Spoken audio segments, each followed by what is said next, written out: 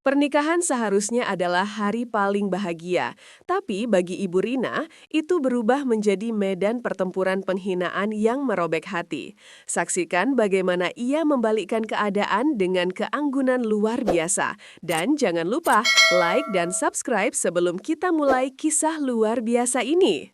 Langkah kaki Ibu Rina terasa berat saat ia memasuki Grand Ballroom Hotel Dharma Wangsa yang berkilauan. Sinar lampu kristal memantul dari lantai marmer yang mengkilap, menerangi setiap karangan bunga impor yang menjulang tinggi, menciptakan suasana kemewahan yang hampir mencekik. Rina, seorang janda yang menghidupi putranya seorang diri dengan berjualan kue tradisional, merasa seperti alien di planet yang salah.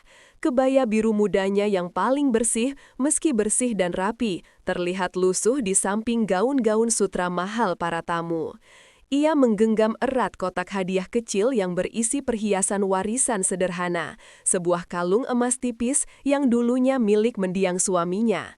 Ia melihat putranya, Bima, yang tampak bahagia bersama istrinya yang cantik dan berasal dari keluarga Wijaya yang kaya raya.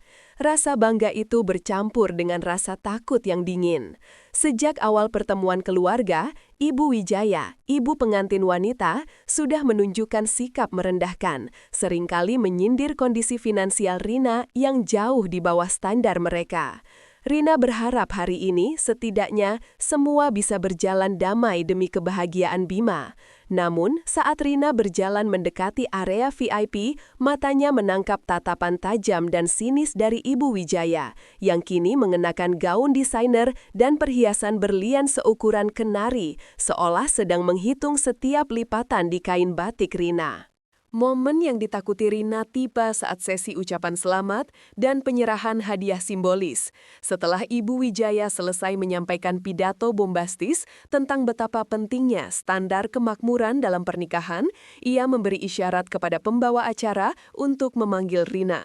Dengan jantung berdebar kencang, Rina maju ke depan. Ia menyerahkan kotak kecil berisi kalung warisan itu dengan tangan gemetar. Tiba-tiba, Ibu Wijaya mengambil mikrofon, senyum palsu terpampang di wajahnya. Terima kasih, Ibu Rina, hadiah yang sangat sederhana, sangat mencerminkan betapa besar perjuangan Anda sebagai orang tua tunggal, katanya dengan penekanan berlebihan pada kata sederhana yang membuat ratusan tamu terdiam. Lalu, matanya menyapu kebaya Rina. Saya hanya berharap di acara sepenting ini Anda bisa sedikit lebih menghormati keluarga kami dengan mengenakan sesuatu yang lebih layak, mengingat pernikahan ini diselenggarakan di sini dan bukan di balai desa. Tentu semua tamu berharap melihat sesuatu yang setidaknya setara. Bisikan mulai terdengar di antara meja-meja bundar. Wajah Bima, putranya, memerah karena malu. Rina merasakan panas menjalari wajahnya, matanya mulai berkaca-kaca, dan ia hampir saja berbalik dan lari. Penghinaan ini disiarkan di depan seluruh koneksi bisnis keluarga Wijaya. Namun, saat Ibu Wijaya tertawa kecil, tawa yang penuh kemenangan, sesuatu dalam diri Rina berbalik. Bukan amarah, tapi martabat yang muncul dari kedalaman jiwanya. Ia mengambil napas panjang, menenangkan gemuruh di dadanya, dan mengambil mikrofon dari stand di depannya. Rina menahan air mata dan mengangkat mikrofon. Suaranya terdengar jernih dan kuat, mengejutkan semua orang, termasuk Ibu Wijaya yang terbiasa mendominasi. Ya, Nyonya Wijaya benar, Rina memulai, senyum tipis menghiasi bibirnya, senyum yang tidak memohon, melainkan penuh kebijaksanaan. Hadiah saya memang sederhana, dan kebaya ini memang tidak terbuat dari sutra Italia. Tapi izinkan saya menjelaskan mengapa saya memilih hadiah dan pakaian ini. Para tamu yang tadinya berbisik, kini benar-benar hening, terpaku pada ketenangan Rina. Ia melanjutkan, kalung emas ini adalah hadiah terakhir yang diberikan suami saya kepada saya sebelum ia meninggal. Itu adalah simbol dari janji kami untuk membesarkan Bima dengan cinta dan kehormatan, meskipun kami tidak memiliki kekayaan. Saya memberikannya kepada menantu saya bukan karena saya tidak mampu membeli yang lebih mahal, walau itu benar, tapi karena saya ingin ia tahu, cinta sejati diwariskan, bukan dibeli. Mengenai kebaya ini, Rina menyentuh kain batik di bahunya. Ini adalah batik cap keluarga kami. Kebaya ini saya kenakan hari ini karena Bima pernah berkata, ibu terlihat paling cantik saat mengenakan apapun yang membuat ibu merasa kuat. Kebaya ini menemani saya bekerja keras untuk membiayai kuliah Bima. Ini adalah kehormatan, bukan rasa malu. Rina kemudian mengarahkan pandangannya pada Bima dan istrinya. Anak-anakku, saya tidak memberikan cek jutaan rupiah. Saya memberikan kalian integritas. Saya memberikan kalian restu seorang ibu yang tahu harga dari keringat dan air mata. Dan itu, Tuan dan Nyonya sekalian, katanya, memandang Ibu Wijaya dengan tatapan tanpa cela. Adalah mahar yang jauh lebih berharga daripada semua berlian di ruangan ini. Riuh tepuk tangan tiba-tiba memecah keheningan, bukan hanya dari teman-teman Rina, tapi juga dari para tamu kelas atas yang terkesan dengan ketulusan dan martabatnya. Ibu Wijaya terperangah, wajahnya yang tadinya angkuh kini pucat pasi karena rasa malu yang mendalam. Keheningan yang mencekik setelah tepuk tangan mereda, tiba-tiba dipecahkan oleh gerakan cepat Bima. Mengabaikan protokol dan tatapan ratusan pasang mata, Bima, yang mengenakan setelan pengantin mewah, melangkah turun dari pelaminan. Wajahnya yang tadinya merah karena malu, kini digantikan oleh ekspresi bangga dan haru yang tak terkendali. Ia berjalan cepat, melewati Ibu Wijaya yang masih berdiri mematung di samping mikrofon, dan langsung menghampiri Rina. Dalam pelukan yang erat dan panjang, Bima membisikkan kata-kata yang hanya bisa didengar Rina, sebuah permintaan maaf yang tulus karena membiarkan ibunya dipermalukan, dan ucapan terima kasih karena telah menunjukkan martabat yang tak ternilai harganya. Air mata Rina yang sempat tertahan akhirnya menetes di bahu Bima, bukan air mata kesedihan, melainkan kelegaan dan kebahagiaan. Santi, menantu Rina, mengikuti Bima dari belakang. Berbeda dengan Ibu Wijaya yang penuh drama, Santi adalah wanita muda yang tenang dan elegan. Ketika Bima melepaskan pelukan, Santi maju, bukan untuk memeluk, melainkan untuk membungkuk sedikit, sebuah gestur hormat yang mendalam. Ia kemudian memegang kedua tangan Rina, matanya menatap lurus, tanpa ada sedikit pun rasa malu atau penyesalan. Ia tersenyum, senyum yang tulus, dan berkata, "Terima kasih Bu, hadiah Ibu adalah yang paling berharga hari ini. Saya akan menjaganya, dan saya akan menjaga Bima seperti yang Ibu ajarkan." Momen ini sepenuhnya membalikan narasi yang ingin diciptakan Ibu Wijaya. Ibu Wijaya, yang kini telah menarik diri ke samping, hanya bisa melihat momen kehangatan keluarga baru ini. Wajahnya menunjukkan campuran kemarahan yang tertahan dan rasa kehilangan kendali atas acara yang seharusnya ia dominasi. Setelah Bima dan Santi kembali ke pelaminan untuk melanjutkan sesi foto, Rina mencoba menyelinap keluar, merasa bahwa tugasnya sudah selesai. Namun, jalur keluarnya terblokir, bukan oleh Ibu Wijaya, melainkan oleh kerumunan kecil dari tokoh-tokoh penting yang hadir. Mereka adalah koneksi bisnis Ibu Wijaya, orang-orang yang seharusnya terkesan dengan berlian dan kemewahan, tetapi yang kini justru tertarik pada karisma dan kejujuran Rina. Salah satu yang paling menonjol adalah Pak Hartono, seorang industrialis di bidang tekstil dan garmen, terkenal karena menjunjung tinggi etika bisnis. Pak Hartono, pria parubaya dengan sorot mata tajam, mengenakan setelan mahal yang tampak sederhana. Ia mengulurkan tangan kepada Rina, menjabatnya dengan hangat. "Ibu Rina," katanya dengan suara berwibawa, "saya sudah lama tidak melihat martabat setinggi ini di acara seperti ini. Integritas yang Ibu tunjukkan barusan itu adalah modal bisnis yang tak ternilai. Kebaya batik Ibu itu terlihat 1000 kali lebih berharga daripada semua sutra mahal di ruangan ini." Pujian itu didengar oleh beberapa tamu lain, termasuk seorang editor majalah gaya hidup yang meminta izin untuk memotret Rina. Ibu Wijaya, yang menyaksikan semua ini dari meja VIP-nya, tidak percaya dengan apa yang terjadi. Para kolega bisnisnya, yang selama ini selalu mendewakan kekayaan materinya, kini mengelilingi Rina, ibu penjual kue yang baru saja ia rendahkan. Keangkuhan Ibu Wijaya kini benar-benar hancur, digantikan oleh kecemasan bahwa reputasinya di kalangan elit bisnis mungkin telah rusak oleh perilakunya sendiri. Sementara Rina justru diangkat menjadi simbol kejujuran baru. Sambil mencoba menghindari sorotan yang tidak nyaman, Rina bergerak ke area yang lebih tenang, menuju kamar kecil. Tiba-tiba, sebuah tangan yang mencengkram pergelangannya dengan kuat menghentikannya. Itu adalah Ibu Wijaya. Wajahnya dihiasi lapisan tebal riasan mahal, tampak seperti topeng marah. Suaranya rendah, nyaris mendesis, memastikan tidak ada tamu yang mendengar. Kau puas, Ibu Rina? Kau puas sudah merusak hari anakku dan mempermalukan aku di depan semua kolega pentingku?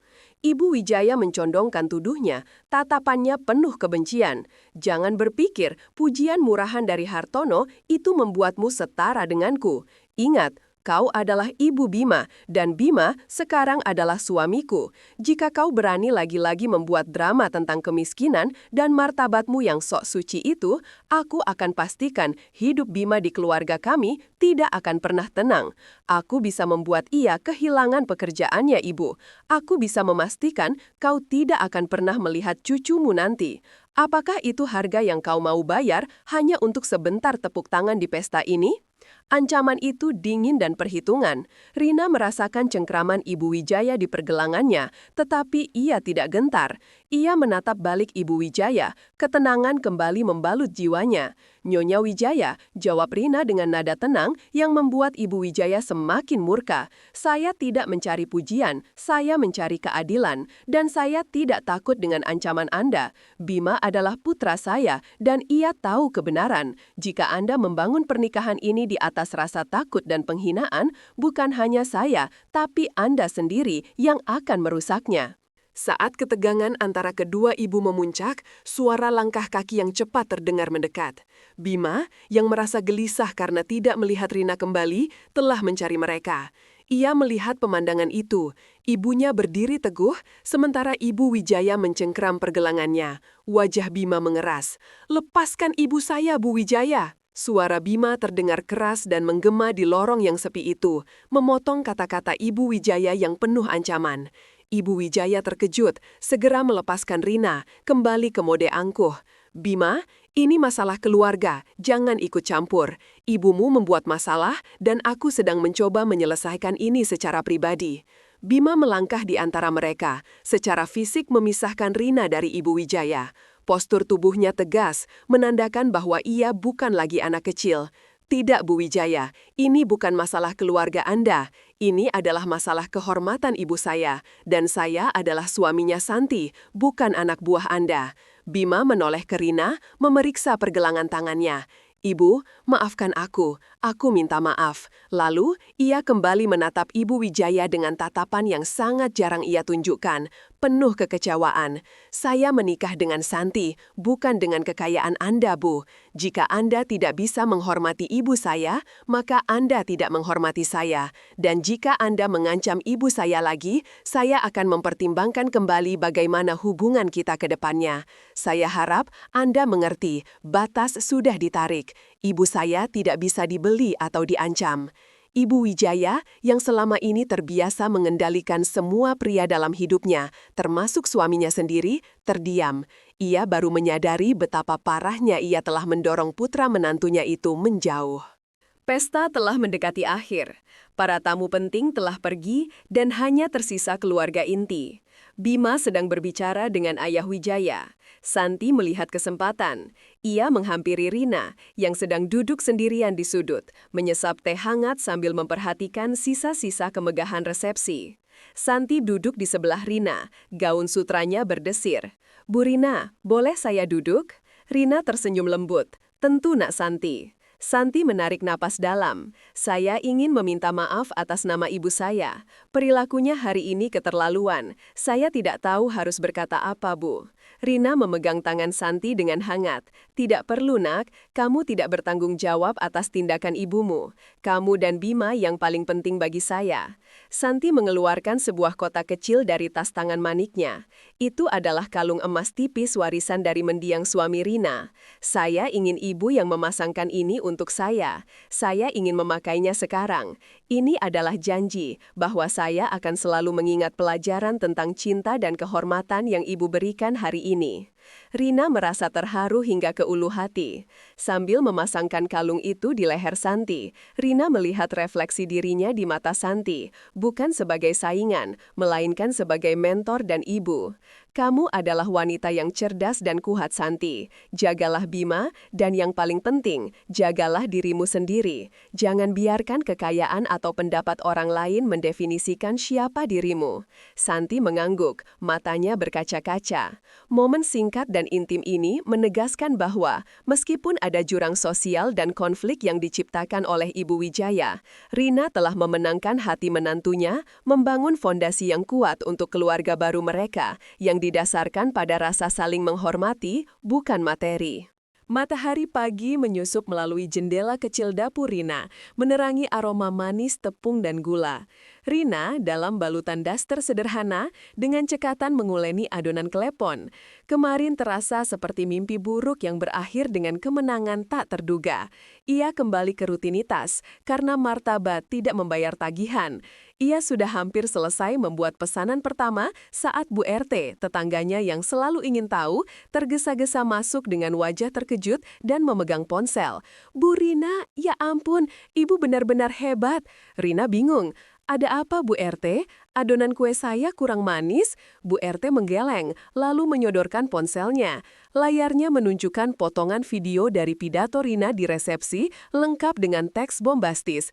Ibu ini dipermalukan, tapi balasannya mengguncang elit Jakarta.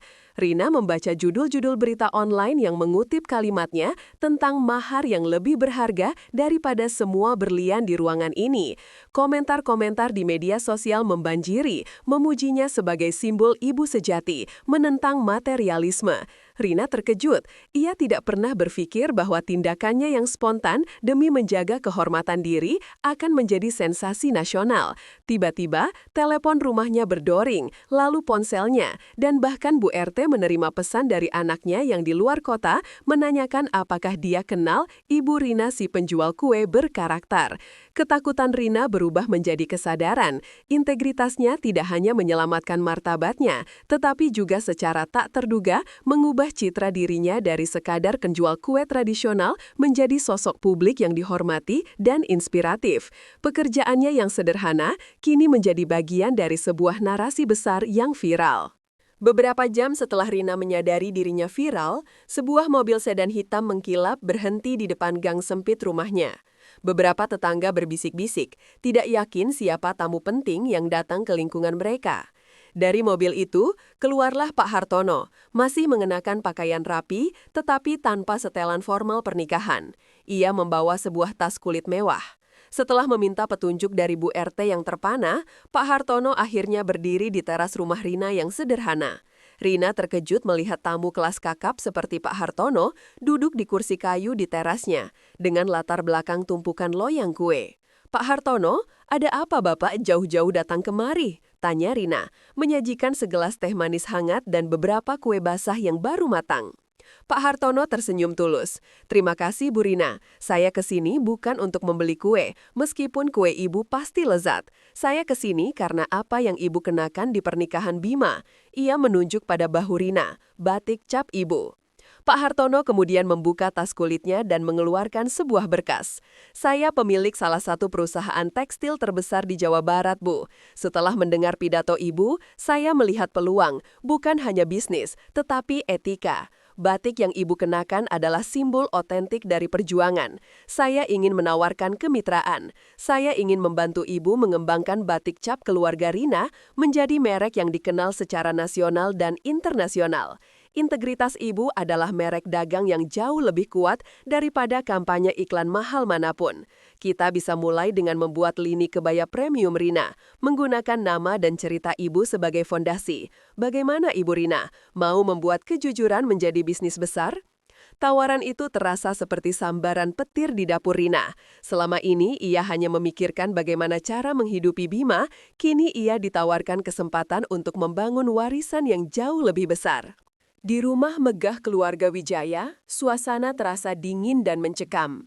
Tuan Wijaya, seorang pria yang jarang menunjukkan emosi, tetapi sangat mementingkan citra publik, duduk di ruang kerjanya yang dilapisi kayu jati mahal. Ibu Wijaya berdiri di hadapannya, masih mengenakan pakaian mewah, tetapi wajahnya menunjukkan kelelahan dan ketakutan. Apakah kamu tahu kerusakan apa yang telah kamu timbulkan, Maria? Tuan Wijaya menunjuk ke sebuah tablet di mejanya yang menampilkan berita-berita viral tentang Rina dan pidato yang memalukan. Bukan hanya kita jadi bahan tertawaan di grup golf, tetapi Hartono. Hartono yang paling dihormati di industri telah membatalkan makan malam bisnis kita minggu depan. Dia bilang, saya tidak bisa berbisnis dengan seseorang yang tidak menghargai integritas dan merendahkan perjuangan orang lain. Tuan Wijaya menghela napas panjang. Hartono tidak peduli dengan berlianmu, dia peduli dengan reputasi yang bersih. Dan kamu, Maria, kamu menghancurkan reputasi kita demi ego murahanmu di depan Ibu Rina. Ibu Wijaya mencoba membela diri. Tapi dia hanya penjual kue, dia tidak punya apa-apa. Tuan Wijaya membanting tangannya ke meja, menyebabkan gelas air bergetar. Dia memiliki apa yang tidak kamu miliki, martabat yang dibuktikan di hadapan publik. Sekarang, orang-orang melihat kita sebagai keluarga yang angkuh dan picik. Bima, menantu kita, juga menjauh. Hartono bahkan meneleponku Maria hanya untuk mengatakan betapa beruntungnya Bima memiliki ibu kandung seperti Rina.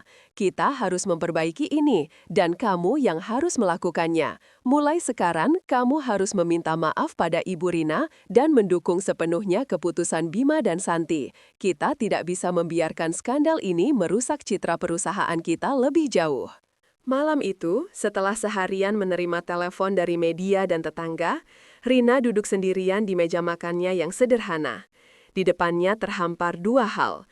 Lembaran-lembaran tebal berisi proposal bisnis formal dari Pak Hartono dan selembar kain batik cap keluarga yang telah ia kenakan di hari pernikahan. Aroma malam dan bau lilin berbaur dengan bau kue yang samar-samar. Rina membaca setiap klausa dalam kontrak. Ini adalah tawaran yang menggiurkan, mencakup modal awal, dukungan pemasaran, dan janji untuk mempertahankan kualitas serta cerita autentik di balik batiknya. Ketakutan itu masih ada, takut akan kegagalan, takut berhadapan dengan dunia bisnis yang kejam. Tapi kemudian ia mengingat tatapan Ibu Wijaya yang merendahkan dan tepuk tangan tulus dari para tamu. Ia menyadari bahwa kekuatannya terletak pada cerita yang ia bawa. Jika ia menolak, ia membiarkan penghinaan itu menjadi kisah akhir. Jika ia menerima, ia akan membuktikan bahwa martabat, kerja keras, dan kejujuran benar-benar dapat menghasilkan kesuksesan yang lebih bermakna daripada uang warisan semata. Ia menyentuh pola batik yang ia kenakan. Pola ini adalah sejarahnya, keringatnya, dan cintanya pada Bima. Rina mengambil pena, rasa percaya diri yang tenang memenuhi dirinya. Ia tahu, proyek ini bukan hanya tentang keuntungan, tetapi tentang membangun sebuah warisan yang ia harap bisa membuat Bima dan Santi bangga. Ia menandatangani berkas itu dengan mantap, sebuah keputusan yang menandai perpindahan penuh dari penjual kue tradisional menjadi pengusaha batik berprinsip. Fajar baru akan segera menyingsing, dan Rina siap menyambutnya. Beberapa minggu telah berlalu. Kegaduhan di media sosial telah mereda, tetapi efeknya tetap terasa. Rina tidak lagi sekedar mengirim kue. Ia kini sibuk mengatur sampel kain dan berbicara dengan desainer yang dikirim oleh perusahaan Pak Hartono. Suatu sore, Bima dan Santi mengunjungi Rina di rumah. Mereka membawa hadiah, bukan barang mewah, melainkan sebuah papan nama kayu sederhana yang bertuliskan, "Batik Rina, integritas adalah mahar kami." Rina tersentuh. Mereka duduk bersama dan Rina menjelaskan rencananya, menunjukkan sketsa desain kebaya yang akan menggunakan batik cap keluarganya. Bima mendengarkan dengan bangga. "Aku tahu ibu pasti akan melakukan hal besar. Kami akan selalu mendukung ibu," kata Bima, senyumnya tulus. Santi menambahkan, "Saya sudah membicarakan dengan Ibu Wijaya. Beliau terpaksa menyetujui ibu. Dia menyadari bahwa kini ibu adalah koneksi bisnis yang berharga bagi Hartono, yang merupakan klien utama ayah saya. Tapi yang lebih penting Bu, kami tahu ini adalah langkah yang tepat untuk ibu." Rina tertawa kecil, tawa yang bebas dari beban masa lalu. Terima kasih, Nak. Sekarang, mari kita bicara tentang rencana pemasaran. Saya ingin setiap potongan batik ini menceritakan sebuah kisah tentang harga diri dan kerja keras. Dan saya ingin kalian berdua menjadi penasihat saya, karena kalian adalah alasan saya melakukan semua ini. Saya tidak lagi menjual kue untuk membiayai kuliah. Saya menjual sebuah filosofi yang diwujudkan dalam selembar kain. Rina dalam kebaya batik capnya kini duduk di meja makannya, memimpin diskusi dengan aura seorang CEO yang tenang. Ia telah melangkah keluar dari bayangan rasa malu dan keraguan, membuktikan bahwa warisan sejati tidak diukur oleh jumlah berlian, melainkan oleh kekuatan karakter yang ia wariskan kepada putranya dan dunia. Kunjungan Ibu Wijaya ke rumah Rina terasa seperti sketsa komedi yang pahit. Tuan Wijaya memastikan Ibu Wijaya datang tanpa pengemudi atau asisten sebagai tindakan merendahkan diri. Ibu Wijaya tiba di depan gang Rina dengan pakaian yang sangat kontras dengan lingkungan sekitar. Sepatu hak tingginya kesulitan berjalan di jalan setapak. Ketika Rina membuka pintu, ia melihat Ibu Wijaya berdiri canggung dengan membawa keranjang buah impor yang mahal. "Selamat sore, Ibu Rina," sapa Ibu Wijaya. Suaranya terdengar terlalu manis dan kaku. Saya datang untuk melihat tempat usaha baru Ibu, dan tentu saja untuk meminta maaf sekali lagi atas ketidaknyamanan yang saya timbulkan di pernikahan." Rina mengundangnya masuk ke ruang tamu kecilnya, yang kini berfungsi juga sebagai kantor mini dengan sampel kain batik yang tertumpuk rapi. Ibu Wijaya duduk di sofa yang tidak ia anggap mewah, matanya terus-menerus menatap setiap sudut ruangan dengan jijik yang tersembunyi. Rina, yang kini memegang kendali emosional, menyajikan teh. "Terima kasih atas kunjungannya, Nyonya Wijaya. Saya menghargai permintaan maaf Anda. Mengenai usaha baru saya, ya, kami sedang berkembang pesat berkat dukungan Pak Hartono. Saya akan memastikan bahwa setiap kebaya yang kami buat menggunakan bahan baku terbaik, Nyonya Wijaya. Tidak ada sutra Italia palsu di sini, hanya keaslian Indonesia." Rina menekankan kata keaslian dengan senyum tipis, menyiratkan bahwa dia tahu kunjungan ini hanyalah formalitas politik. Ibu Wijaya menelan ludah. Ia mencoba mengubah topik menjadi cucu, tetapi Rina segera memotong dengan ramah.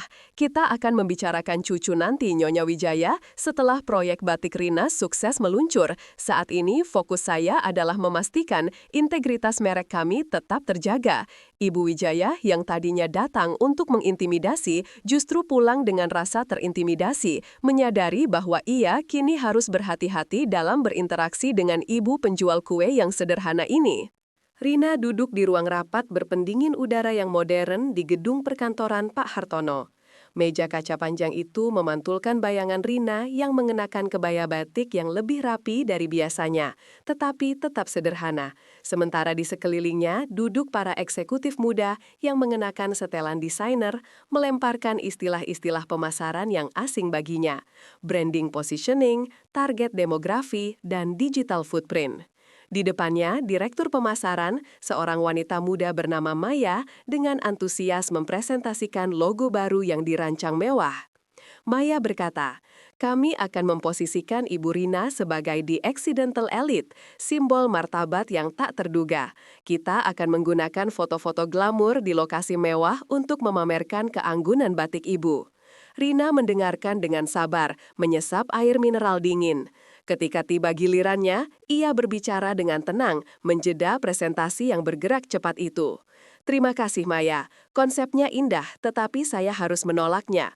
Batik Rina adalah tentang keaslian dan perjuangan. Saya tidak ingin merek ini berdiri di atas ilusi kekayaan. Saya ingin kita memotret kebaya ini di dapur saya, di lingkungan tempat saya membesarkan Bima. Saya ingin konsumen tahu ini adalah batik dari seorang ibu yang tahu cara bekerja keras. Jika kita berpura-pura glamur, kita mengkhianati cerita yang membuat merek ini viral sejak awal. Logo itu bagus, tapi saya ingin mempertahankan pola cap keluarga saya di setiap detail, bukan sekedar simbol abstrak. Jual integritas, bukan kemewahan palsu." Pak Hartono yang duduk di ujung meja tersenyum bangga, sementara Maya dan timnya tampak terkejut namun segera menyesuaikan strategi mereka. Minggu berikutnya, gang sempit di depan rumah Rina dipenuhi oleh kru kamera dan tim produksi. Ini adalah lokasi pemotretan yang tak biasa.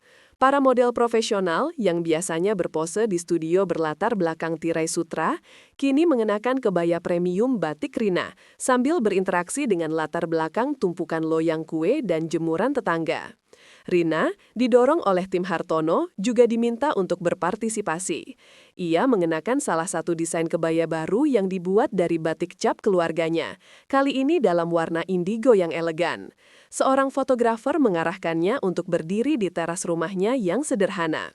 Rina merasa sedikit canggung di bawah sorotan lampu, tetapi ia mengingat tujuan besarnya. Saat kamera mulai memotret, ia secara alami menyentuh kain batik di bahunya, ekspresinya mencerminkan ketenangan dan kebanggaan. Ia bukan hanya model, ia adalah narator. Bu RT dan beberapa tetangga menonton dari kejauhan, berbisik-bisik kagum. Ini bukan tentang baju mahal, ini tentang cerita di balik baju itu, bisik Rina kepada Santi yang datang untuk membantu mengawasi. Santi, yang kini menjadi penasihat informal merek tersebut, mengangguk. Latar belakang ini, Bu, jauh lebih mahal daripada latar belakang mewah manapun. Ini adalah kebenaran.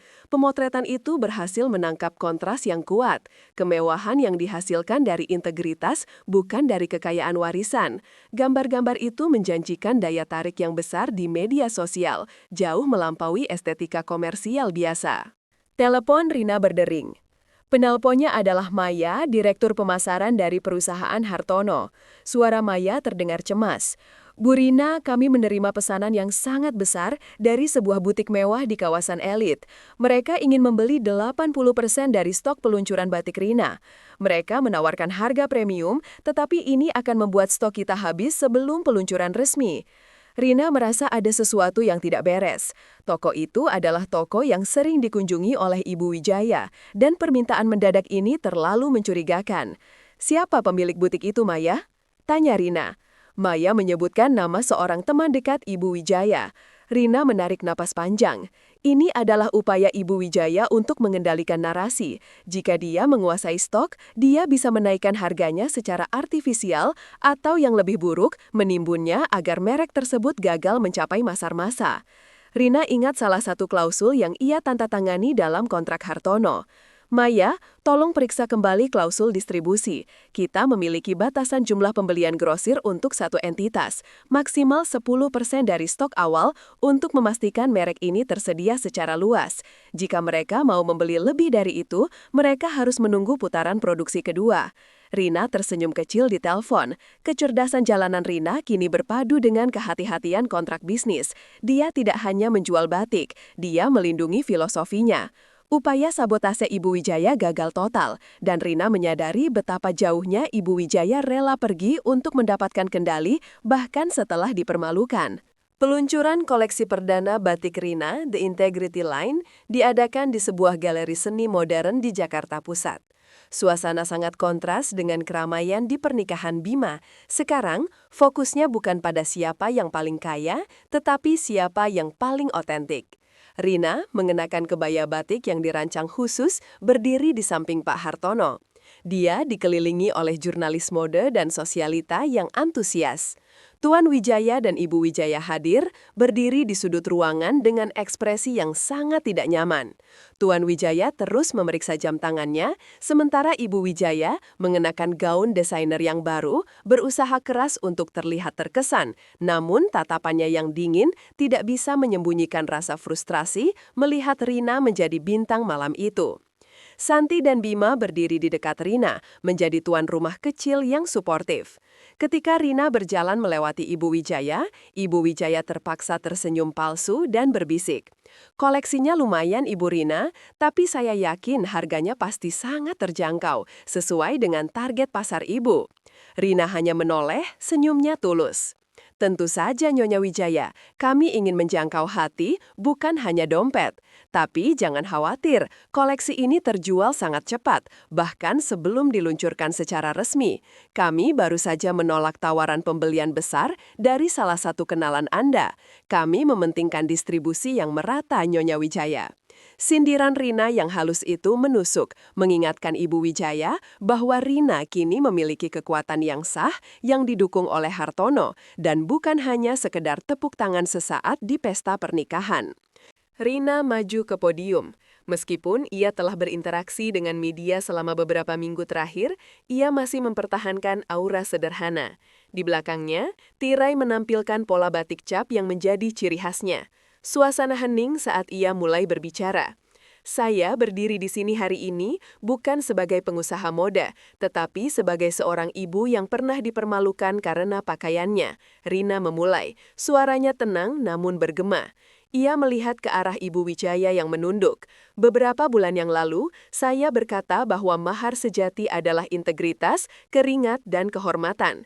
Banyak yang mengira itu hanya pidato emosional untuk menyelamatkan wajah. Hari ini, batik Rina adalah bukti bahwa nilai-nilai itu memiliki nilai yang nyata di pasar. Kami tidak menjual kain mahal, kami menjual cerita tentang harga diri. Setiap benang, setiap cap batik ini adalah keringat seorang ibu tunggal. Kami ingin setiap wanita yang mengenakan batik ini merasa kuat, merasa bangga dengan keasliannya, terlepas dari latar belakang ekonominya. Tepuk tangan pecah jauh lebih meriah daripada di pesta pernikahan, karena sekarang tepukan tangan itu didukung oleh kesuksesan bisnis yang terbukti. Pak Hartono berdiri dan bertepuk tangan dengan antusias. Seorang jurnalis di barisan depan menulis dengan cepat, dari kue tradisional ke ikon integritas fashion. Ibu Wijaya, yang menyaksikan kemenangan Rina ini dengan mata kepalanya sendiri, akhirnya harus mengakui, meskipun hanya di dalam hatinya, bahwa ia telah salah menilai. Martabat Rina tidak hanya tak ternilai harganya, tetapi kini telah menjadi merek yang sukses. Ruang tamu Rina kembali dipenuhi, tetapi kali ini bukan oleh perwakilan keluarga Wijaya, melainkan oleh para pengrajin batik cap lokal dari komunitasnya. Penjualan perdana batik Rina melalui platform online Hartono ludes dalam waktu kurang dari 2 jam setelah pidato Rina viral. Permintaan global mulai berdatangan. Pak Hartono menelpon, gembira tetapi juga khawatir. Bu Rina, permintaan melebihi semua proyeksi kami. Kita harus segera meningkatkan produksi, mungkin beralih ke percetakan mesin untuk memenuhi pesanan. Rina menggelengkan kepalanya di hadapan para pengrajin. Tidak Pak Hartono, saya tidak akan mengorbankan jiwa dari merek ini. Janji saya adalah keaslian batik cap, dibuat dengan tangan, dengan standar etika yang adil. Dia menutup telepon dan menghadap para pengrajin. Tantangannya sekarang adalah bagaimana kita bisa bekerja lebih efisien tanpa mengurangi kualitas dan tanpa membuat Anda bekerja terlalu keras. Kita akan melatih lebih banyak orang di komunitas ini untuk memperluas tetapi secara perlahan, memastikan setiap helai kain tetap murni, otentik. Kualitas adalah integritas. Jika kita menjadi sekadar merek cepat saji, kita akan kalah. Kita harus tetap menjadi mahar di mata konsumen. Rina mulai mengatur sistem kerja baru, membagikan skema pembagian keuntungan yang adil kepada setiap pengrajin, membuktikan bahwa kesuksesan besarnya tidak akan mengikis nilai-nilai yang ia junjung tinggi. Pagi yang tenang. Rina, kini pengusaha yang dihormati, menemukan dirinya di kompleks pemakaman umum yang sunyi. Ia mengenakan mukena sederhana, membawa bunga sedap malam dan air mawar. Ia berjongkok di samping batu nisan suaminya, mengelus nama yang diukir di batu itu. Sukses yang ia raih terasa seperti angin puyuh, tetapi di tempat ini, ia kembali membumi. Mas, kamu lihat kan, bisik Rina lembut, air mata hangat menggenang di matanya, bukan karena kesedihan, melainkan karena rasa syukur yang meluap. Kalung yang kamu berikan, itu menjadi fondasi bagi keluarga baru kita. Batik yang kamu bilang membuatku kuat, sekarang membuatku menjadi diriku yang sebenarnya. Rina menyadari bahwa ia tidak mencapai semua ini karena ambisi bisnis, melainkan karena didorong untuk membela martabat yang telah suaminya ajarkan padanya. Ia teringat bagaimana Ibu Wijaya mencoba menghancurkan kehormatannya. Kini, kehormatan itu adalah warisannya, dan Bima bangga. Ia membersihkan rumput liar di sekitar nisan, melakukan tindakan merawat yang sama seperti ia merawat merek barunya, dengan ketekunan dan cinta. Momen ini mengingatkannya bahwa terlepas dari berlian dan kemewahan yang ia temui, sumber kekuatan sejatinya terletak pada cinta yang hilang dan kenangan yang ia wariskan kepada Bima. Bima menerima panggilan mendadak untuk bertemu Ibu Wijaya di kantornya yang megah. Ketika Bima masuk, Ibu Wijaya, yang biasanya dingin, kini menampilkan senyum paksa yang terasa menjijikan. Bima, duduklah. Aku punya berita bagus. Ayahmu dan aku memutuskan bahwa kamu pantas mendapatkan pengakuan. Kami akan mempromosikanmu menjadi wakil presiden divisi properti kami. Ini posisi yang sangat strategis, gaji yang fantastis. Ibu Wijaya menunggu reaksi gembira, tetapi Bima hanya menatapnya dengan tenang. Apa syaratnya, Bu Wijaya? Tanyanya langsung. Senyum Ibu Wijaya memudar sedikit. Tidak ada syarat, Nak. Hanya kami ingin memastikan stabilitas keluarga. Bisnis ibumu, Batik Rina itu, tumbuh terlalu cepat. Hartono itu pengusaha yang pintar. Dia mungkin memanfaatkan ibumu. Akan lebih aman jika ayah mengambil saham mayoritas. Lagi pula, Batik Rina bisa menjadi lini sosial untuk Santi. Ayah akan memberimu bonus besar jika kamu bisa meyakinkan ibumu untuk menjual 51% saham Hartono kepada kami. Wajah Bima mengeras. Jadi, ini harganya, Bu Wijaya? Anda menawarkan saya kenaikan pangkat untuk mengkhianati ibu kandung saya dan merampas warisan yang ia bangun dengan integritas. Ibu tahu, Ibu Rina menandatangani kontrak itu agar mereknya tidak dikendalikan oleh uang. Itu adalah filosofinya. Jika saya melakukannya, saya tidak hanya akan kehilangan rasa hormat Ibu Rina, tetapi juga rasa hormat diri saya sendiri. Jawaban saya adalah tidak, Bu Wijaya. Saya tidak bisa dibeli, dan ibu tidak akan pernah menguasai merek ibu saya. Saya lebih memilih gaji saya yang sekarang dengan integritas yang utuh daripada posisi wakil presiden yang dibangun di atas pengkhianatan.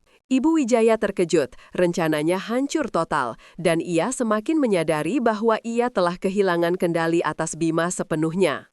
Di rumah Rina, di meja makan yang kini dihiasi dengan sketsa dan potongan kain, Santi dan Rina sedang berdiskusi intens. Santi, yang bekerja di bidang desain interior, memberikan pandangan modernnya tentang bagaimana mengaplikasikan batik cap Rina ke dalam desain yang lebih kontemporer. Bu, saya pikir jika kita membuat lini kebaya yang lebih santai, mungkin dengan potongan yang lebih modern dan kain yang lebih lembut, kita bisa menjangkau pasar anak muda tanpa mengurangi makna batiknya, usul Santi. Tangannya menunjuk pada sebuah sketsa. Rina mendengarkan dengan penuh perhatian. Ide yang bagus, Nak Santi. Kita bisa menyebutnya lini warisan baru. Ini menunjukkan bahwa tradisi itu hidup, ia bisa beradaptasi. Kerjasama mereka terasa alami dan hangat.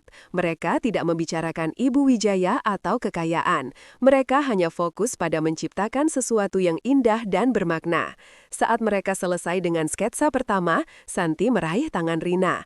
Bu, saya ingin memastikan Ibu tahu. Saya tahu ibu saya terus mencoba mengganggu Ibu. Tapi bagi saya, batik Rina adalah representasi terbaik dari keluarga kami. Saya bangga menjadi bagian dari ini. Saya sudah berjanji, Bu, saya akan menjaga Bima dan saya akan menjaga nilai-nilai yang Ibu ajarkan.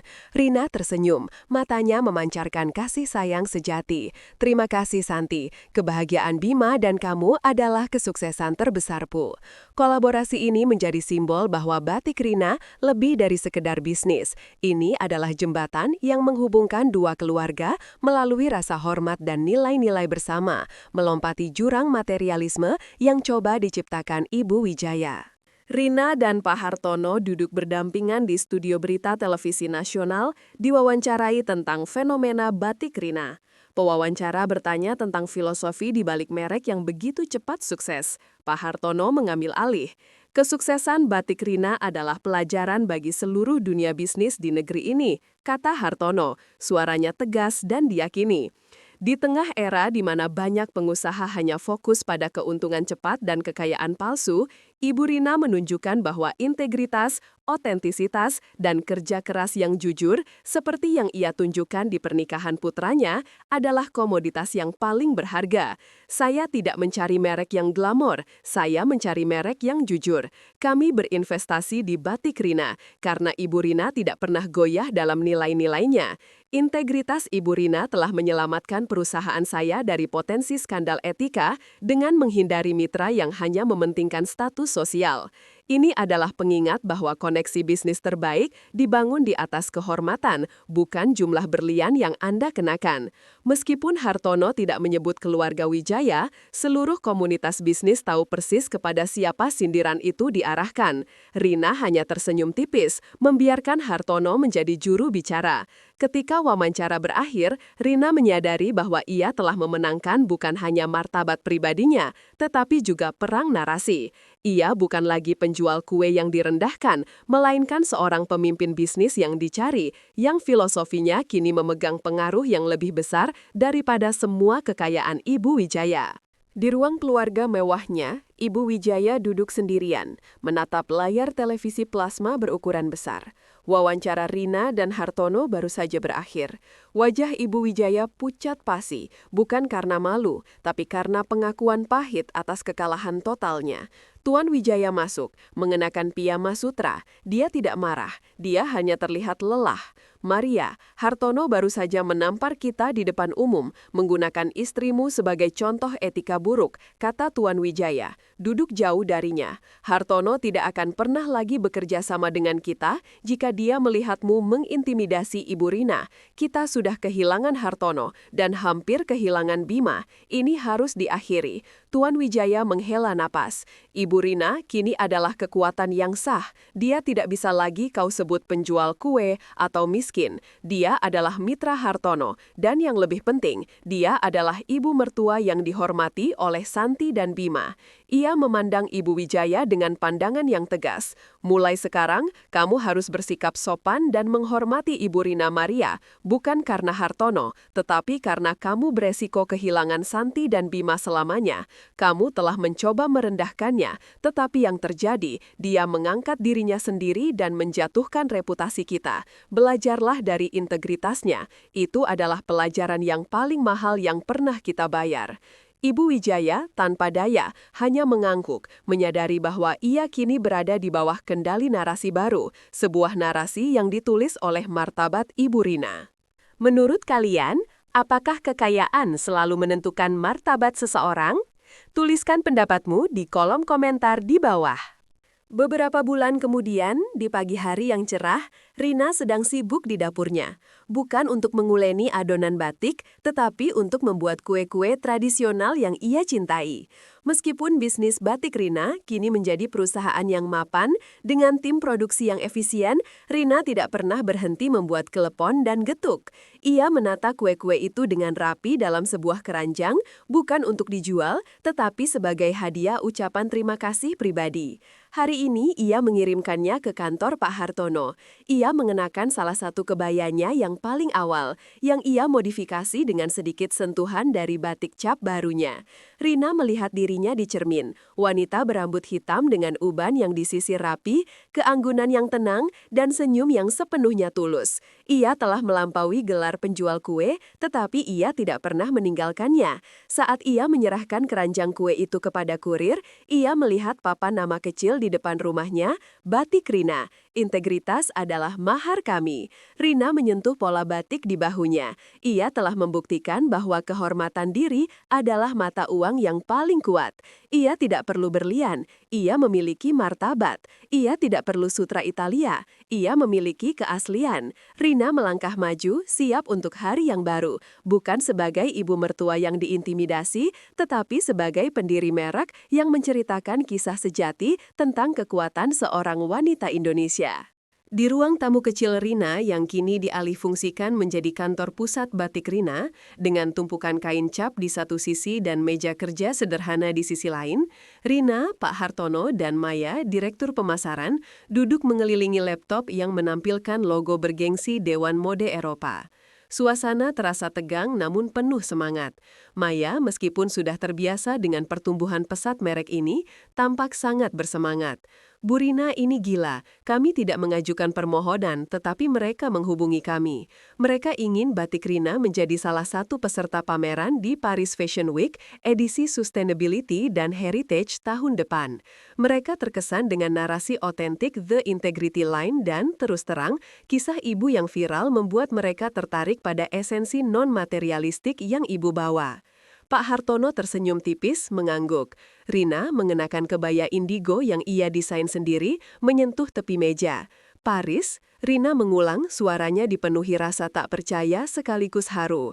Apakah kita siap? Paris menuntut standar yang sangat tinggi, Pak Hartono. Dan kita sudah berjanji pada para pengrajin kita tidak akan mengorbankan kualitas demi kecepatan. Pak Hartono mencondongkan tubuh ke depan. Itulah mengapa tawaran ini sempurna, Bu Rina. Mereka tidak ingin kita memproduksi massal. Mereka ingin koleksi kapsul eksklusif, dibuat dengan tangan untuk menunjukkan bagaimana integritas bisa menjadi kemewahan sejati. Ini adalah panggung global untuk filosofi Ibu. Ini adalah puncak gunung yang harus kita daki. Tetapi kita akan mendakinya dengan cara kita sendiri. Perlahan, dengan martabat, dan dengan tangan para pengrajin kita. Rina mengambil nafas panjang, menimbang tanggung jawab besar ini.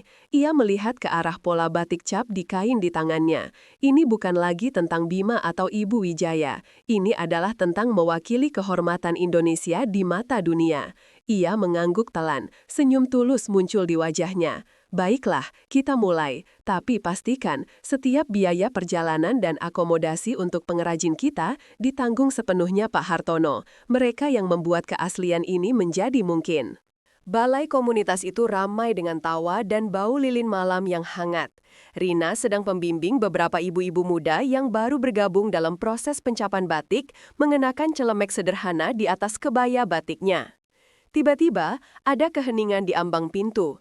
Ibu Wijaya melangkah masuk mengenakan gaun sutra yang berkilauan dan sepatu hak tinggi setinggi 5 inci yang tampak aneh di lantai semen balai.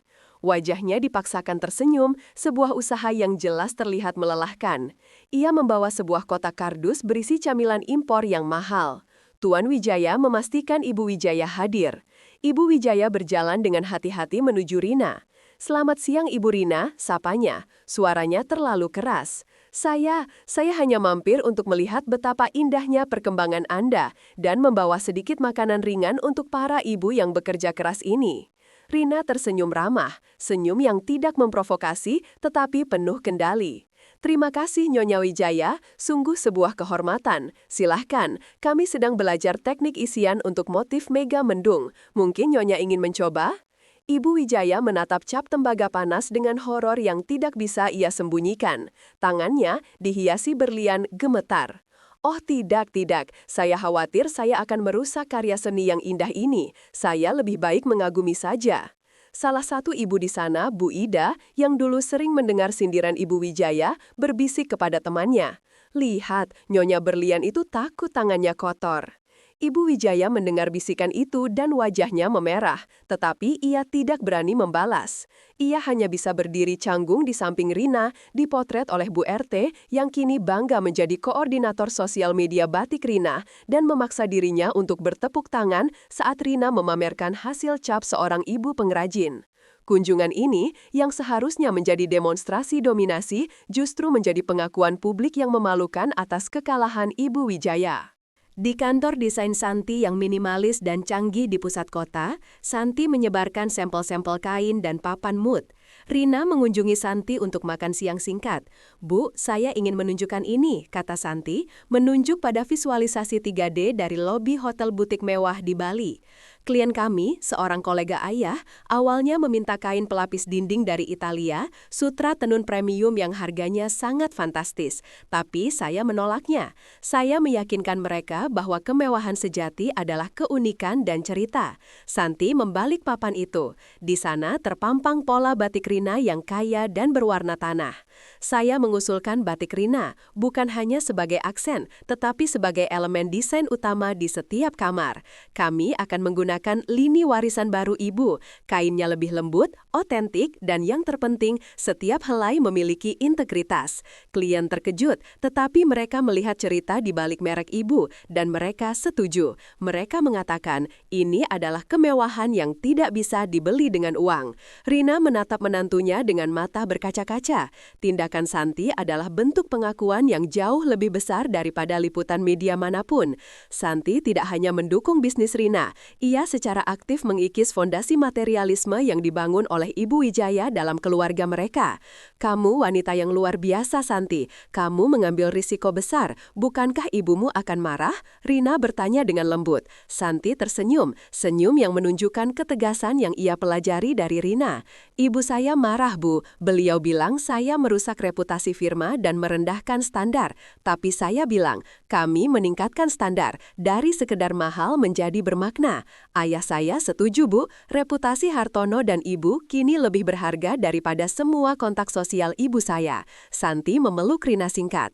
Dalam dunia yang didominasi oleh kekayaan, Santi memilih nilai-nilai ibu mertuanya yang sederhana sebagai kompas moral dan bisnisnya.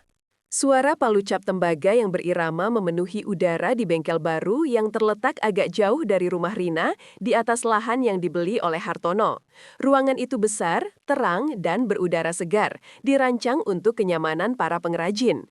Rina kini lebih sering mengenakan kebaya kerja yang praktis, berjalan di antara meja panjang tempat para wanita tekun bekerja. Ia bukan hanya CEO, ia adalah kepala sekolah. Dengan lembut, Rina membetulkan posisi tangan seorang pengrajin baru, seorang ibu muda yang baru saja ia rekrut dari komunitasnya. Pencapan harus mantap lah, jangan terburu-buru. Kualitas adalah kehormatan kita. Ingat, kita menjual kerja keras, bukan produksi massal yang cepat. Rina membagikan senyum dan semangat. Ia memastikan bahwa semua karyawan menerima upah yang adil, jauh di atas standar regional, sebuah klausul yang ia perjuangkan keras dalam kontrak dengan Hartono. Baginya, integritas bukan hanya tentang produk, tetapi tentang orang-orang yang membuatnya. Hartono muncul, mengenakan kaos polo dan celana santai, menyambutnya sebagai kunjungan rutin yang ia nikmati. Bu Rina, Anda telah menciptakan model bisnis sosial yang luar biasa. Para ibu-ibu ini tidak hanya mendapatkan pekerjaan, mereka mendapatkan martabat, mereka mendapatkan pengakuan. Rina menatap bangga pada timnya. Ya, Pak Hartono, dan itulah yang membuat merek kita tidak bisa ditiru oleh pabrik manapun. Setiap helai kain ini memiliki cerita. Kisah ini dimulai dengan kehormatan saya, dan sekarang ini adalah kisah kehormatan mereka. Rina mengangkat cap tembaga di tangannya, simbol kekuatan mereka, jauh lebih berharga daripada simbol kekayaan apapun. Di ruang rapat kaca Hartono, Rina dan Hartono berhadapan dengan perwakilan dari sebuah raksasa retail internasional. Tawarannya menggiurkan, pesanan senilai jutaan dolar untuk 10.000 potong kebaya dalam 3 bulan. Maya dan tim keuangan Hartono memohon agar Rina mempertimbangkannya. Bu Rina, ini akan membawa batik Rina ke status unicorn dalam semalam. Kita bisa menyewa lebih banyak tenaga kerja, kita bisa bekerja shift malam. Rina menggelengkan kepalanya dengan tegas. Ia mengenakan kebaya batik yang membuatnya terlihat tenang di tengah hiruk pikuk keuangan. 3 bulan untuk 10.000 potong batik cap tangan dengan standar kualitas yang kita junjung tinggi, itu mustahil. Jika kita menerima ini, kita harus beralih ke percetakan mesin untuk sebagian besar, atau memaksa pengrajin kita bekerja hingga kelelahan. Itu melanggar janji etika saya tidak akan melakukannya.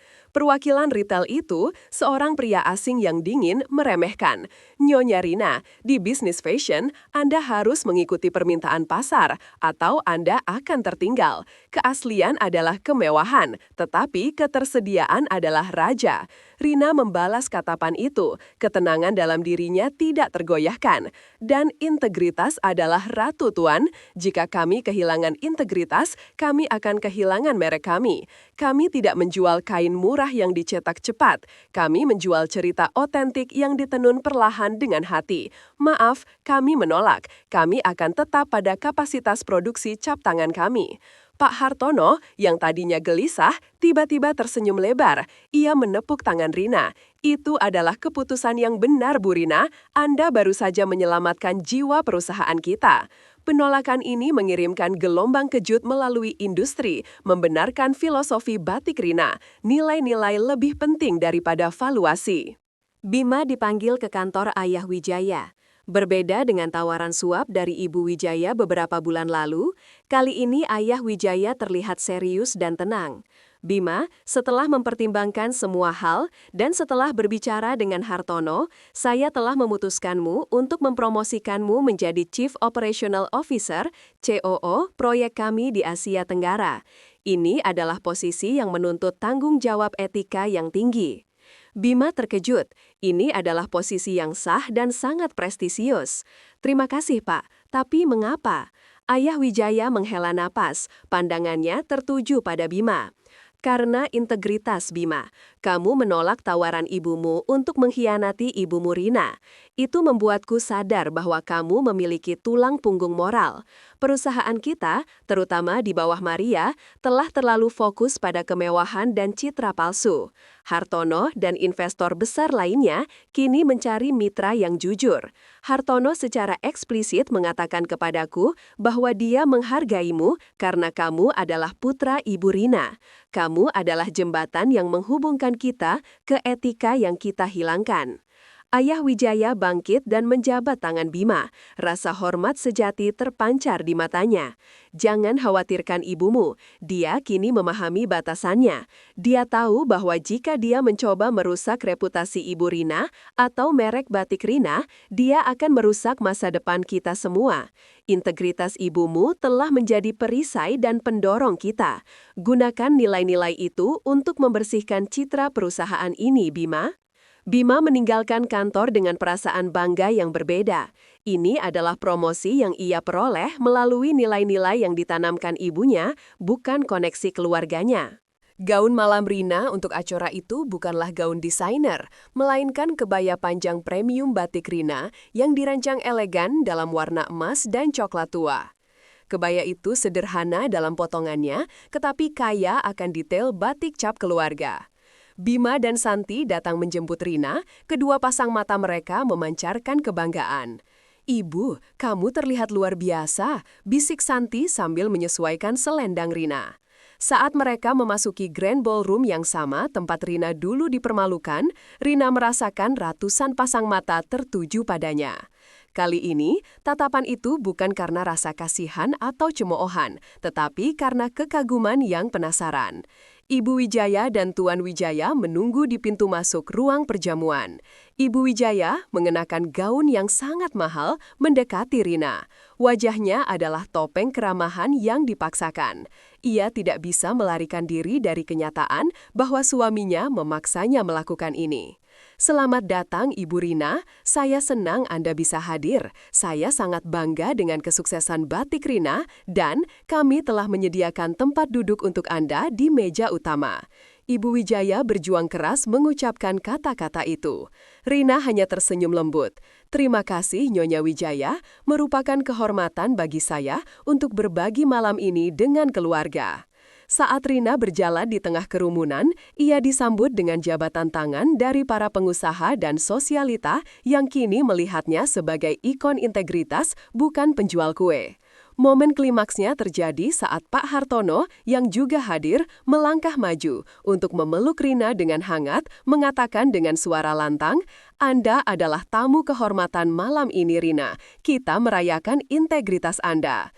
Ibu Wijaya hanya bisa menatap, dikalahkan oleh narasi yang ia sendiri coba hancurkan. Di atas panggung yang megah di Marina Bay Sands Convention Center, Singapura, Rina berdiri di bawah sorotan lampu, mengenakan kebaya batik yang paling elegan. Di belakangnya, layar besar menampilkan visual yang memukau dari bengkel batik capnya yang sederhana dan para pengrajinnya yang tersenyum. Rina berbicara dalam bahasa Indonesia yang fasih dengan penerjemah di sampingnya. "Saya berdiri di hadapan Anda hari ini, bukan sebagai ahli mode, tetapi sebagai seorang ibu yang menemukan kekuatan dalam kain yang ia kenakan."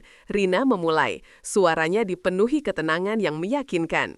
"Kisah batik Rina bukanlah tentang kekayaan, ini tentang nilai. Ketika saya dipermalukan karena mengenakan batik yang sederhana, saya memutuskan bahwa kain ini harus memiliki tujuan yang lebih besar, membuktikan bahwa integritas adalah kemewahan tertinggi. Ia menjelaskan bagaimana ia menolak tawaran produksi massal untuk mempertahankan kualitas tangan dan memastikan upah yang adil untuk para pengrajinnya. Kami telah melihat bahwa pasar global lelah dengan kemewahan palsu dan menginginkan keaslian. Integritas yang saya ajarkan kepada putra saya, Bima, sekarang menjadi dasar bisnis yang sukses di dunia. Jangan pernah takut untuk menjual kebenaran Anda, karena kejujuran akan selalu mengalahkan berlian. Kami adalah di Integrity Line. Kami bukan hanya menjual batik, kami menjual sebuah filosofi. Tepuk tangan berdiri dari delegasi internasional. Pengusaha dan jurnalis mengerumuninya setelah pidato, ingin mengetahui lebih banyak tentang model bisnis etisnya. Rina, si penjual kue, telah memberikan pelajaran bisnis kepada para CEO global. Acara di Singapura berakhir, dan Rina sedang memilah-milah kartu nama di area lounge VIP. Tiba-tiba, Ibu Wijaya, yang telah terbang diam-diam ke Singapura bersama Tuan Wijaya untuk acara itu, muncul di sampingnya. Dia terlihat lelah, riasannya sedikit luntur, dan dia tidak memakai perhiasan sebesar biasanya. "Pidato yang bagus, Ibu Rina," kata Ibu Wijaya. Suaranya pelan dan nyaris tanpa intonasi angkuh. "Ini bukan pujian, ini adalah pernyataan fakta yang pahit." Rina menoleh, tatapannya lembut dan tanpa dendam. "Terima kasih, Nyonya Wijaya." Ada jeda yang lama. Ibu Wijaya menatap sekeliling. Semua orang di sini, mereka menghormati Anda. Mereka tidak peduli dengan uang atau nama besar. Mereka menyukai ceritamu. Ibu Wijaya mengambil nafas yang gemetar. "Dulu, aku berpikir uang bisa membeli segalanya, kehormatan, rasa hormat. Tapi sepertinya tidak. Ketika aku mengatakan hal-hal itu di pernikahan Bima, aku hanya takut. Takut bahwa anakku akan lebih mencintaimu. Takut bahwa orang-orang akan melihat betapa rapuhnya kebahagiaanku yang dibangun di atas benda-benda." Ini adalah pengakuan terbesar yang pernah Rina dengar darinya. Rina meletakkan tangannya di lengan Ibu Wijaya. "Nyonya Wijaya, Anda adalah Ibu Santi, dan Anda mencintai Santi. Itu sudah cukup. Martabat sejati dimulai dari dalam, bukan dari luar." Ibu Wijaya menarik diri, terkejut dengan sentuhan dan kelembutan Rina. "Aku tidak akan pernah bisa menjadi seperti kamu, Rina. Aku sudah terlalu lama membangun benteng." Dia pergi dengan cepat, meninggalkan Rina sendirian dengan perasaan iba. Rina tahu bahwa kemenangan sejati bukanlah mengalahkan Ibu Wijaya, tetapi melihat bahwa Ibu Wijaya telah mulai melihat dirinya sendiri. Di bengkel batik, suasana sangat meriah. Tidak ada sampahnya mahal, tetapi ada tumpukan kue tradisional yang disiapkan Rina sendiri, dan minuman hangat. Rina memegang selembar sertifikat saham kecil di tangannya. Di sekelilingnya berkumpul para pengrajin batik cap yang telah bekerja keras bersamanya. "Hari ini, saya tidak hanya ingin merayakan batik Rina yang sukses di pasar global," kata Rina. Suaranya dipenuhi rasa bangga. "Saya ingin merayakan kalian." Ia menjelaskan bahwa batik Rina kini memiliki valuasi yang sangat tinggi, tetapi ia tidak ingin menjual lebih banyak kepada investor besar. "Pak Hartono sudah sangat baik, tetapi jiwa perusahaan ini adalah kalian. Oleh karena itu, saya memutuskan untuk menjual 5% saham batik Rina kepada kalian melalui skema kepemilikan karyawan. Kalian akan menerima dividen dan memiliki suara dalam perusahaan. Ini bukan hadiah, ini adalah investasi di dalam diri kita. Kita akan tumbuh bersama, dan kita akan memastikan bahwa keuntungan ini kembali ke komunitas." Para pengrajin bersorak dan bertepuk tangan. Beberapa di antaranya menangis terharu. Mereka tidak pernah membayangkan bahwa perjuangan mereka akan dihargai hingga memiliki saham di perusahaan yang mereka bantu bangun. Keputusan ini mengejutkan Hartono, tetapi dia memujinya sebagai langkah brilian dan revolusioner dalam etika bisnis. Bagi Rina, ini adalah tindakan logis. Dia telah menolak uang keluarga Wijaya dan kapitalisme agresif. Kini, dia memastikan bahwa warisan yang dibangun di atas integritas akan dimiliki dan dilindungi oleh tangan-tangan yang membuatnya nyata. Dia membagikan sertifikat saham, mengakhiri hari sebagai pengusaha yang sepenuhnya berpihak pada martabat pekerjanya. Santi telah menggunakan kontak dan modalnya untuk memulai Yayasan Mahar Kami, sebuah entitas nirlaba yang didanai oleh persentase keuntungan batik Rina. Suatu sore, Rina dan Santi mengunjungi pusat komunitas yang baru didirikan di pinggiran kota. Ruangan itu dipenuhi dengan wanita-wanita yang berjuang untuk membesarkan anak mereka sendirian, sama seperti Rina di masa lalu. Rina, kini seorang pengajar, berdiri di depan mereka, mengenakan kebaya biru mudanya yang lama sebagai pengingat akan asal-usulnya. Saya tahu rasanya dipermalukan karena kemiskinan. Saya tahu betapa sulitnya menemukan martabat dalam perjuangan sehari-hari, Rina memulai. Tetapi saya juga tahu, integritas adalah aset yang tidak bisa diambil oleh siapapun. Batik Rina adalah buktinya. Santi menjelaskan detail program pelatihan menjahit dan keuangan mikro yang didanai oleh yayasan, memberikan wanita-wanita ini keterampilan yang dapat segera mereka gunakan. Ketika Santi memperkenalkan Rina sebagai pendiri yayasan dan mentor, sorakan riuh terdengar. Rina tidak hanya memberikan uang, dia memberikan harapan dan sebuah modal peran. Saat sesi berakhir, seorang ibu muda mendekati Rina, matanya berkaca-kaca. "Terima kasih, Bu Rina. Saya melihat diri saya di dalam cerita ibu. Sekarang saya tahu, saya tidak perlu menunggu berlian untuk merasa bernilai." Rina memegang tangan wanita muda itu. Santi memperhatikan interaksi ini, menyadari bahwa ia dan Rina, dengan nilai-nilai yang sama, telah menciptakan warisan yang jauh lebih berarti daripada kerajaan properti keluarga Wijaya. Studio foto di Jakarta, yang biasanya dipesan untuk pemotretan gaun mahal Ibu Wijaya, kini diisi dengan kehangatan batik Rina. Rina, Bima, dan Santi berpose untuk sampul majalah gaya hidup. Rina mengenakan kebaya batik Rina yang paling anggun, Bima dan Santi mengenakan sentuhan batik cap yang serasi. Fotografer yang dulu memotret Ibu Wijaya dengan berliannya, kini tampak terpesona oleh aura Rina. "Senyum itu, Bu Rina, itu adalah senyum ketenangan sejati," seru fotografer. Santi, yang kini bersemangat, mengatur tata letak kain di latar belakang. "Kami ingin gambar ini menunjukkan bahwa keluarga kami bersatu bukan karena kekayaan yang kami miliki, tetapi karena nilai yang kami junjung tinggi," kata Santi kepada editor majalah itu. Bima memeluk ibunya dengan bangga. "Ibu adalah CEO paling jujur yang pernah saya kenal." Rina tersenyum, menyadari sepenuhnya simbolisme dari momen ini. Majalah yang pernah digunakan Ibu Wijaya untuk memperkuat status quo materialistisnya, kini digunakan untuk memproklamasikan kebangkitan integritas. Selama pemotretan, sebuah telepon masuk. Itu adalah Tuan Wijaya. Bima menjawabnya dan kemudian berbalik ke arah Rina. Ayah Wijaya bilang, majalah itu menawarkan Ibu Wijaya sampul, tetapi dia menolak, memilih untuk menampilkan the integrity line Ibu. Katanya, itu adalah keputusan bisnis yang lebih baik. Rina tertawa kecil. Kemenangan Rina tidak hanya mengubah nasibnya, tetapi juga mengubah bagaimana kekuasaan dan kemewahan didefinisikan di kalangan elit. Duduk di ruang tunggu kedutaan Prancis yang dingin, Rina merasakan kegugupan yang tidak ia rasakan bahkan saat menghadapi Ibu Wijaya. Ia mengenakan kebaya kerja batik Rina yang berwarna coklat, sederhana namun rapi. Di tangannya, ia memegang paspor baru yang terasa asing dan berkas-berkas visa yang bertumpuk.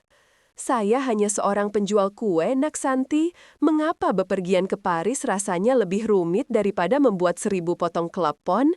bisik Rina pada Santi, yang duduk di sebelahnya dengan laptop terbuka, menyelesaikan formulir asuransi perjalanan internasional. Santi tersenyum, menenangkan ibu mertuanya.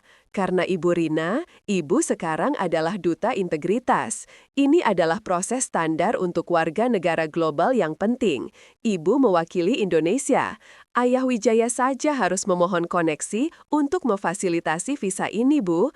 Tuan Wijaya berkata, jika Rina terbang, itu adalah berita baik bagi citra kita. Rina tertawa kecil. Ironi itu terasa manis. Kekuatan yang dulu meremehkannya, kini sibuk memfasilitasi kesuksesannya.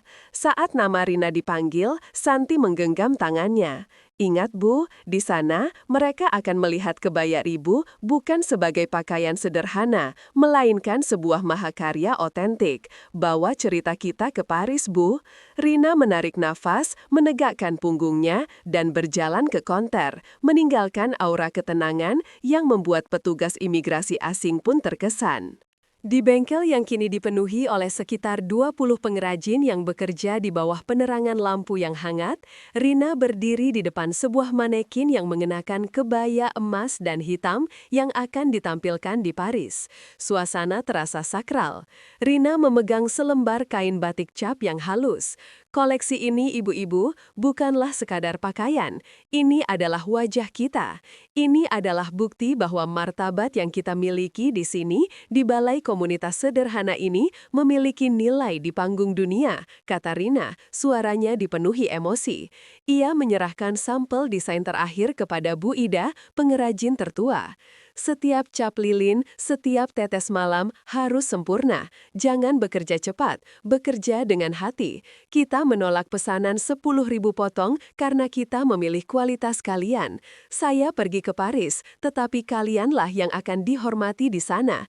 Ingat, Paris ingin melihat keaslian. Mereka tidak ingin melihat imitasi kemewahan. Mereka ingin melihat keringat Indonesia yang dihormati dan dibayar mahal. Saya percaya pada kalian, seperti kalian percaya pada saya. Kita adalah mahar kami. Para pengrajin mengangguk serentak, tatapan mereka penuh tekad. Mereka tahu bahwa batik Rina bukan lagi sekadar pekerjaan, tetapi sebuah misi budaya dan etika. Pagi sebelum keberangkatan, pintu rumah Rina diketuk. Ibu Wijaya berdiri di sana, mengenakan setelan kasual Chanel yang rapi, membawa koper besar berwarna merah marun mengkilap dengan logo desainer terkenal. Selamat pagi, Ibu Rina. Saya tahu Anda akan kesulitan membawa tas tangan Anda yang kuno itu ke Paris. Saya tidak ingin Ibu Bima terlihat seperti turis miskin. Ini koper Louis Vuitton edisi terbatas saya. Pakai ini. Ini akan cocok dengan latar belakang yang glamor di Paris, kata Ibu Wijaya. Nadanya masih mengandung superioritas meskipun mencoba bersikap ramah. Rina menatap koper yang mewah itu, yang harganya mungkin setara dengan pendapatan tahunannya. Rina tersenyum lembut, tangannya menyentuh kebaya biru mudanya yang lama, kebaya yang menjadi pemicu seluruh konflik ini. Terima kasih atas kebaikan Anda, Nyonya Wijaya. Koper ini sangat indah, tapi saya tidak bisa menerimanya. Saya sudah berjanji, merek batik Rina akan selalu menjual keaslian, bukan barang pinjaman. Saya akan membawa tas ransel sederhana saya. Tas itu yang saya gunakan untuk membawa kue, dan itu adalah tas yang akan saya gunakan untuk membawa batik cap kami ke Paris. Selain itu, Nyonya Wijaya, jika saya membawa koper semewah ini, bagaimana saya bisa meyakinkan dunia bahwa integritas adalah kemewahan sejati dan bukan sekadar akal-akalan orang kaya? Ibu Wijaya terdiam, wajahnya menegang. Rina telah sekali lagi mengubah niat baiknya yang meremehkan menjadi poin filosofis yang tak terbantahkan. Udara Paris terasa dingin, menusuk kulit Rina, meskipun ia mengenakan jaket tambahan di atas kebayanya. Cahaya pagi memantul dari menara Eiffel yang megah. Rina berdiri di lobi hotel butik di dekat lokasi pameran yang telah dipesan Hartono. Para staf hotel berjas rapi dan semua tampak serba cepat. Rina merasa sedikit pusing dengan hiruk-pikuk itu. Pak Hartono yang mendampinginya memperhatikan ekspresi Rina. "Bagaimana Bu Rina? Terlalu mencolok ya suasananya?" tanya Hartono tertawa kecil. Rina menggeleng, senyumnya tulus. "Paris indah Pak Hartono, tapi saya hanya berpikir apakah ibu-ibu di bengkel batik saya akan kedinginan di sini. Mereka yang seharusnya melihat semua ini." Hartono menghela napas. "Itulah mengapa Anda di sini Bu Rina, untuk membawa mereka ke sini. Lihatlah Rina, Anda datang ke sini sebagai CEO, tetapi Anda masih berpikir seperti Ibu Rina si penjual kue. Itu adalah keunggulan kita." Hartono kemudian memanggil Maya, direktur pemasarannya, yang tampak gugup dengan acara besar itu. "Maya, Ingat apa yang Ibu Rina katakan, kita tidak menjual ilusi, kita menjual kebenaran. Ketenangan Ibu Rina di tengah kemewahan ini adalah kampanye pemasaran terbaik kita. Jangan ubah itu. Rina, yang kini berada di jantung industri mode global, tetap berpegang teguh pada nilai-nilai komunitasnya, menolak untuk terintimidasi oleh kemegahan asing. Suasana di belakang panggung Paris Fashion Week terasa kacau dan penuh adrenalin. Model-model ramping dengan riasan dramatis bergegas melewati Rina. Rina, yang seharusnya bersiap untuk tampil di panggung, mundur ke sudut yang tenang. Ia menyentuh kebaya indigo yang ia kenakan, merasakan rasa kerinduan pada dapurnya yang sederhana. Apakah ia terlalu jauh dari dirinya yang dulu? Tiba-tiba, sebuah tangan menyentuh bahunya. Itu adalah Santi yang terbang secara rahasia. "Bu, saya di sini." Santi memeluk Rina erat, lalu menyerahkan kotak kecil yang dibungkus kain batik. "Saya membuatkan ini semalam, klepon. Saya pakai resep ibu, meskipun rasanya tidak sesempurna buatan ibu. Ini untuk memberi ibu kekuatan, Bu. Ini adalah pengingat bahwa di balik semua lampu dan kamera ini, kita adalah keluarga, dan kita didukung oleh kekuatan dari dapur ibu." Rina menerima kotak itu dengan tangan gemetar. Air mata haru mengalir. Menggigit klepon yang manis dan hangat, ia merasakan koneksi instan kembali ke akarnya. "Terima kasih, Santi. Ibu memerlukannya." Kekuatan Rina kembali. Ia menyadari di panggung manapun ia berdiri, selama ia membawa rasa keaslian dan cinta, ia tidak akan pernah dikalahkan oleh kemewahan. Ia menatap Santi, senyumnya penuh cinta keibuan. "Ayo nak, kita tunjukkan pada dunia apa arti integritas yang sebenarnya." Lampu panggung padam. Musik gamelan kontemporer mulai dimainkan, mengisi ruang pameran Paris. Ketika model pertama melangkah keluar, mengenakan kebaya panjang yang terbuat dari batik cap Rina, keheningan melanda para penonton. Ini bukan desain yang mencolok, tetapi otentik. Setiap potongan menampilkan kerajinan tangan yang teliti, dan setiap kain menceritakan kisah perjuangan Rina, seperti yang dijelaskan dalam siaran pers yang dibagikan. Peragaan busana itu terasa seperti sebuah pernyataan politik dan filosofis. Kritikus mode yang terbiasa dengan kemewahan berlebihan, terpesona oleh kemewahan yang disengaja dari batik Rina. Desain yang kuat tetapi sederhana, fokus pada kualitas dan etika. Saat model terakhir berjalan, Rina keluar bersama Pak Hartono, membungkuk rendah. Kamera blitz meledak, teriakan "Bravo" terdengar dari kerumunan. Seorang kritikus fashion senior dari Vogue Amerika berdiri dan bertepuk tangan. Kesuksesan Rina membuktikan tesisnya, dunia lelah dengan kepalsuan. Malam itu, batik Rina menjadi kisah yang paling banyak dibicarakan, tidak hanya di Paris tetapi di seluruh dunia mode, menetapkan tren baru di mana otentisitas dan nilai-nilai etika menjadi tolok ukur kemewahan yang sebenarnya. Duduk di hadapan kamera BBC di Paris, Rina mengenakan kebaya biru muda yang dimodifikasi, mengingatkan pemirsa akan penampilan aslinya yang viral. Pewawancara, seorang jurnalis Inggris yang terkenal sinis, tampak terkesan. "Nyonya Rina, Anda menolak tawaran produksi massal senilai jutaan dolar. Dalam bisnis, itu gila. Mengapa Anda mempertahankan model produksi yang lambat dan etis?" tanya jurnalis itu. Rina tersenyum, senyumnya tenang dan berwibawa. "Saya tidak gila, Tuan. Saya hanya berpegang pada prinsip. Batik Rina adalah merek yang dibangun di atas integritas. Jika kami menghasilkan 10.000 potong dalam 3 bulan, itu berarti kami menipu konsumen dengan batik cetak mesin, atau kami mengeksploitasi para ibu pengrajin kami. Itu adalah bunuh diri etika. Filosofi kami adalah mahar kami. Kami menjanjikan kehormatan di setiap helai. Bagaimana kami bisa menghormati konsumen jika kami tidak menghormati pengrajin kami?" Rina melanjutkan, menjelaskan skema pembagian saham kepada para pengrajin. "Kami tidak hanya menjual fashion, kami menjual perubahan sosial. Kami membuktikan bahwa Anda tidak perlu menjadi kejam untuk menjadi sukses, dan saya berharap pengusaha lain, termasuk mereka yang dulu meremehkan saya, bisa melihat bahwa nilai-nilai inilah yang akan bertahan lama." Wawancara itu menjadi viral, dianalisis di sekolah bisnis di seluruh dunia sebagai studi kasus tentang keunggulan etika, ethical advantage, memperkuat status Rina sebagai pemimpin pemikiran yang tak terduga. Makan malam berlangsung di sebuah restoran mewah yang tenang di Paris. Suasana terasa sangat tegang. Rina dan Hartono berada di satu sisi, Tuan dan Ibu Wijaya di sisi lain. Ibu Wijaya dipaksa oleh suaminya untuk hadir, hanya berbicara sedikit dan menghindari kontak mata dengan Rina.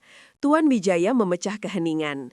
Ibu Rina, saya ingin berterima kasih atas kehormatan yang telah Anda berikan kepada keluarga kami, kepada Bima dan Santi, di panggung global ini. Juga, saya ingin meminta maaf atas nama Maria atas semua insiden di masa lalu.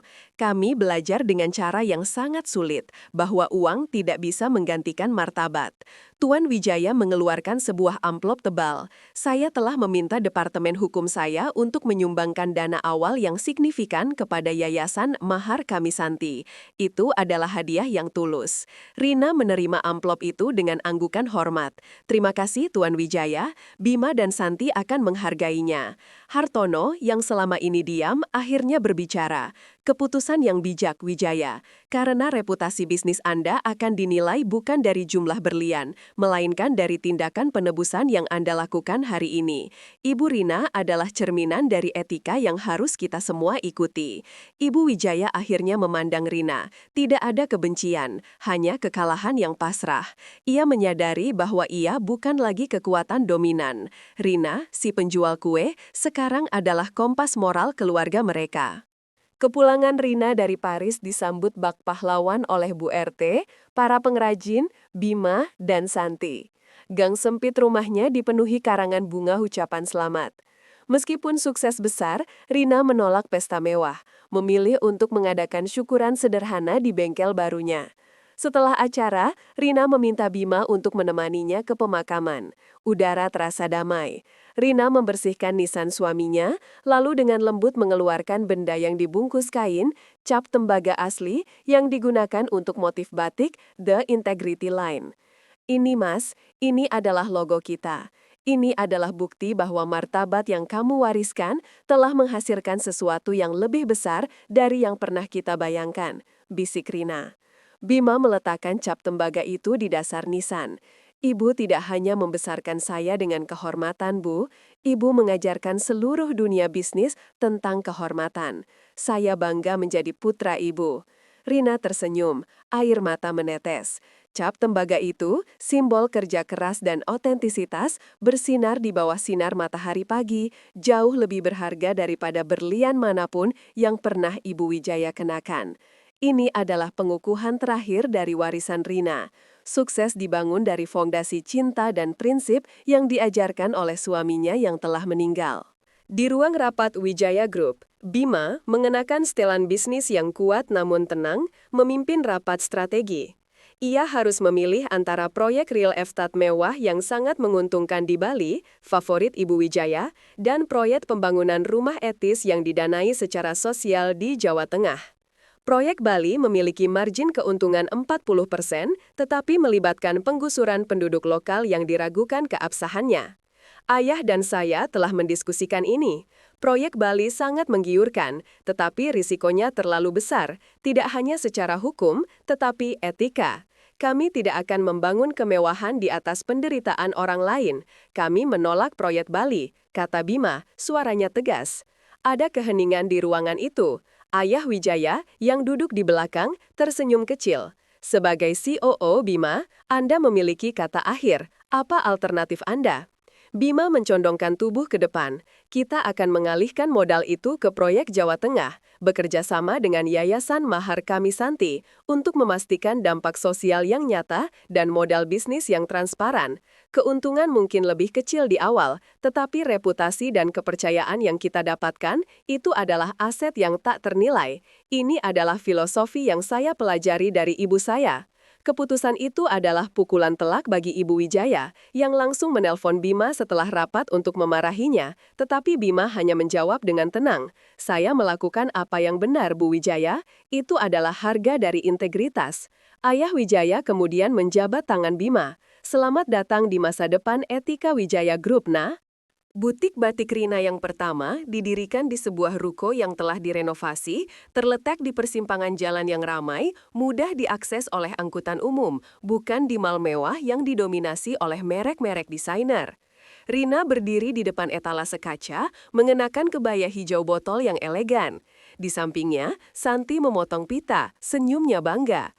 Hartono dan Tuan Wijaya hadir mewakili dukungan formal dari dunia korporat, tetapi bintang utamanya adalah para pengrajin yang diundang ke peresmian itu.